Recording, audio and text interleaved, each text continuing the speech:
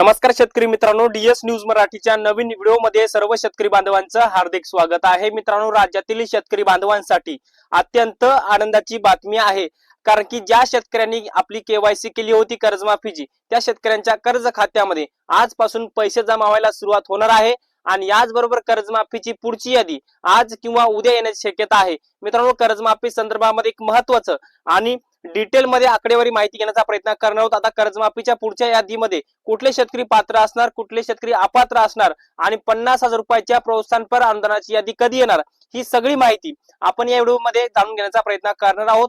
तर मित्रांनो, हा व्हिडिओ शेवटपर्यंत बघा। आपल्या चॅनलवर जर नवीन असाल तर नक्की सबस्क्राईब करायला विसरू नका। तर मित्रांनो, चला तर व्हिडिओला सुरुवात करूया। मित्रांनो, राज्य सरकारच्या माध्यमातून जी काही कर्जमाफीची योजना राबवण्यात आलेली आहे, त्या योजनेचं नाव आहे पुण्यश्लोक अहिल्यादेवी होळकर कर्जमाफी योजना। आणि पुण्यश्लोक अहिल्यादेवी होळकर कर्जमाफी योजनेअंतर्गत राज्यातल्या 56 लाख शेतकऱ्यांना कर्जमाफी होईल, अशी माहिती सरकारने दिलेली आहे। यामध्ये मित्रांनो, एकंदरीत सांगायला गेलं तर जवळपास 5.5 लाख शेतकऱ्यांची कर्जमाफी आतापर्यंत झालेली आहे आणि एकूण 16,95,000 शेतकऱ्यांची कर्जमाफीची पहिली, दुसरी, तिसरी यादी आलेली आहे। आणि एकंदरीत त्याच्यामध्ये 12 ते 12.5 लाख शेतकऱ्यांनी केवायसी केलेली आहे आणि या केवायसी केलेल्या 12.5 लाख शेतकऱ्यांपैकी 6 लाख शेतकऱ्यांच्या आसपासची 6 लाख शेतकऱ्यांना 5,029 कोटी रुपयांची कर्जमाफी ऑलरेडी झालेली आहे आणि सरकारने अतिरिक्त जवळपास 4,000 कोटी रुपयांचा निधी कर्जमाफीसाठी अजून मंजूर केलेला आहे। आणि एकूण कर्जमाफीसाठी जो काही निधी सरकारने मंजूर केलेला आहे त्यापैकी आता जवळपास 5,000 कोटीचा निधी वापरला गेला आहे। आणि ज्या शेतकऱ्यांनी आपली केवायसी केलेली आहे, अशा केवायसी केलेल्या शेतकऱ्यांच्या खात्यामध्ये आजपासून वितरणाची प्रक्रिया सुरू झालेली आहे। तुम्ही जर केवायसी केलेली असेल तर तुमच्या कर्ज खात्यामध्ये आज आणि उद्या कर्जमाफीचे पैसे येणार आहेत, परंतु तुमचं अद्यापही कर्जमाफीच्या यादीमध्ये नाव आलेलं नसेल तर आज, उद्या, परवा या 2 ते 3 दिवसामध्ये कर्जमाफीची पुढची यादी येणार असल्याची माहिती राज्याचे कृषी मंत्री दत्तात्रय भरणे असतील, राज्याचे सहकार मंत्री बाबासाहेब पाटील असतील, यांच्या माध्यमातून अशी माहिती दिलेली आहे। आणि आता कर्जमाफीच्या पुढच्या यादीमध्ये, म्हणजे आतापर्यंत कर्जमाफीच्या 3 याद्या आलेल्या आहेत, आता कर्जमाफीची 4थी यादी आज किंवा उद्या येऊ शकते। आता या यादीमध्ये कुठल्या शेतकऱ्यांची नावं येणार, ही माहिती मी तुम्हाला सांगणार आहे।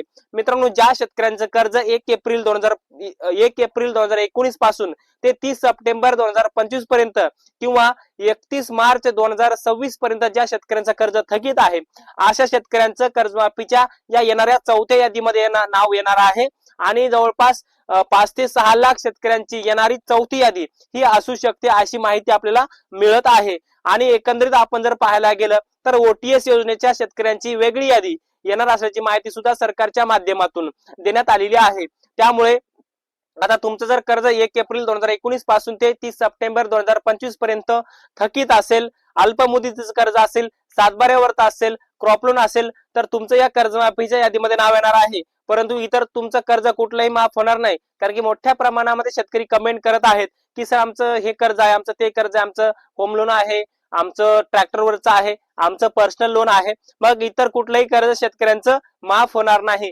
फक्त तुमचं जे कर्ज आहे, क्रॉप लोन म्हणजे शेती पिकावरती घेतलेलं, सातबाऱ्यावरती घेतलेलं कर्ज, हे सर्व कर्ज तुमचं माफ होणार आहे। इतर कुठलंही कर्ज माफ होणार नाही।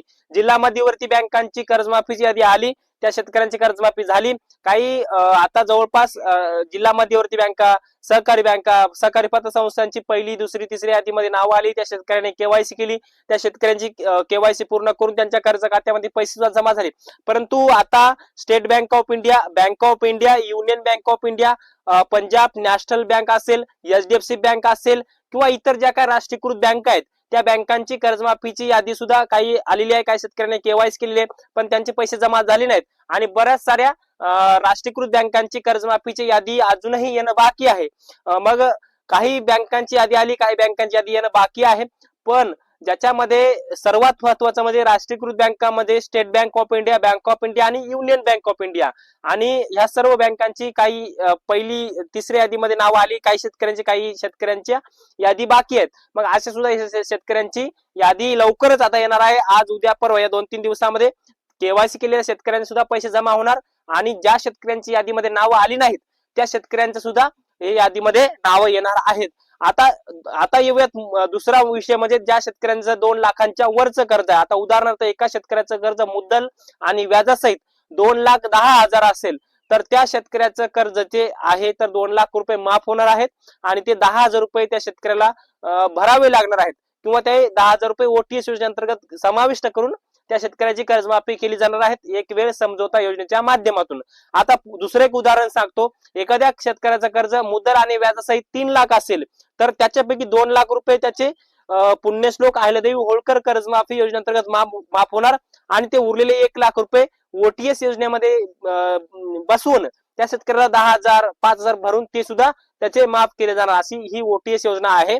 आणि आता दुसरा प्रश्न असा आहे की जी काय मागे कर्जमाफीची यादी प्रसिद्ध झाली होती त्या कर्जमाफी यादीमध्ये स्पष्ट सांगण्यात आलेलं होतं की शेतकऱ्यांना की तुमचं कर्ज जर 2 लाख असेल तर यादीवरती 1 लाख 1.5 लाख रुपये रक्कम दाखवत असेल तर ती रक्कम कमी जास्त असेल तर काही घाबरून जायचे कारण नाही. पूर्ण तुमची कर्जमाफी होणार आहे तशा बँकांना सूचना निर्देश सरकारने दिलेले आहेत अशी माहिती मुख्यमंत्री देवेंद्र फडणवीसांच्या माध्यमातून सांगलेली आहे. त्यामुळे जरी तशा काही असेल तरी काही टेन्शन घ्यायचं काही कारण नाही. आता याच्यामध्ये हे असं आहे. आता बरेच सारे शेतकरी म्हणालेत की सर आमचं पुण्यश्लोक अहिल्यादेवी होळकर कर्जमाफी योजनेमध्ये नाव आलं नाही कारण की आम्हाला मागे छत्रपती शिवाजी महाराज कर्जमाफी योजना असेल महात्मा ज्योतिराव फुले शेतकरी कर्जमाफी योजना असेल याचा लाभ झाला होता म्हणूनच काय आमच्या या यादीमध्ये नाव आलं नाही की काय असं शेतकरी कमेंट करत आहेत. मग त्या शेतकऱ्यांना असं उत्तर आहे सरकारने मागे तुमच्या कर्जमाफीचा लाभ झालेला असेल किंवा नसेल तरी देखील सुद्धा तुम्हाला या कर्जमाफी योजनेअंतर्गतची कर्जमाफी होणार आहे कारण की याच्या अगोदरचा जीआर जो 1 जूनचा जीआर होता त्या जीआर मध्ये स्पष्ट सांगलं होतं की तुम्ही जर पुण्यश्लोक अहिल्यादेवी होळकर कर्जमाफीचा लाभ घ्यायचा असेल तर तुम्ही मागे कुठल्याही कर्जमाफी म्हणजे 2019 ची कर्जमाफीचा लाभ घेतला असेल तर या कर्जमाफीचा तुम्हाला लाभ होणार नाही असं 1 जूनच्या जीआर मध्ये सांगलं होतं. परंतु तो जीआर बदलला त्यानंतर 15 जुलैच्या जीआर मध्ये स्पष्ट उल्लेख केला की तुम्ही जरी छत्रपती शिवाजी महाराज कर्जमाफी योजना असेल महात्मा ज्योतिराव फुले शेतकरी कर्जमाफी योजना असेल या जरी कर्जमाफीचा लाभ घेतला असेल तरी देखील सुद्धा तुम्हाला पुण्यश्लोक अहिल्यादेवी होळकर कर्जमाफी योजनेअंतर्गत पूर्णपणे 2 लाखांची कर्जमाफी होणार असं सरकारने सांगले आणि तशा पद्धतीने गाईडलाईन देऊन सरकारने त्या शेतकऱ्यांची कर्जमाफीमध्ये सुद्धा नावं दिलेली आहेत आणि इथून पुढे सुद्धा तुम्ही जर पात्र असाल तरी तुम्हाला कर्जमाफीसाठी ही पात्र होणार आहेत आणि यादी सुद्धा लवकरच येणार आहे. आता हे झालं ओटीएस योजना हे सगळं. परंतु रेग्युलर शेतकऱ्यांचं काय 50,000 रुपयाच्या प्रोत्साहनपर अनुदान लाभधारक शेतकऱ्यांचं काय आता ही यादी सुद्धा लवकरच येणार आहे. ही सगळी प्रक्रिया पुढे नेऊन शेवटी यादी 50,000 रुपयाच्या प्रोत्साहनपर अनुदानाच्या शेतकऱ्यांची येणार. तुम्ही जर 2023, 24 आणि 25 या काळामध्ये रेग्युलर कर्ज घेतला असेल रेग्युलर कर्ज भरलेलं असेल आणि अजूनही तुम्ही रेग्युलर कर्जदार शेतकरी आहात तर तुम्हाला पुण्यश्लोक अहिल्यादेवी होळकर कर्जमाफी योजनेअंतर्गतची 50,000 रुपयाचं प्रोत्साहनपर अनुदान देण्यात येणार आहे आणि ही सगळी प्रक्रिया पार पडल्यावर शेवटी यादी 50,000 रुपये वाल्या शेतकऱ्यांची येणार आहे. अशी एक संपूर्ण कर्जमाफीची माहिती आहे. तर मित्रांनो पुण्यश्लोक अहिल्यादेवी होळकर कर्जमाफी योजनेअंतर्गत डिटेलमध्ये माहिती मी तुम्हाला समजून सांगण्याचा प्रयत्न केला. हे छोटंसं अपडेट तुम्हाला कसं वाटलं कमेंटमध्ये नक्की कळवा. तुमचे काही प्रश्न असेल तरी सुद्धा कमेंटमध्ये नक्कीच कळवा. तुमच्या कमेंटच्या माध्यमातून आम्ही एक नवीन व्हिडिओ तयार करण्याचा प्रयत्न करूया. तर मित्रांनो या माहितीसह मी तुर्तास तेच थांबतो. तोपर्यंत आपल्या सर्वांचे मनापासून धन्यवाद.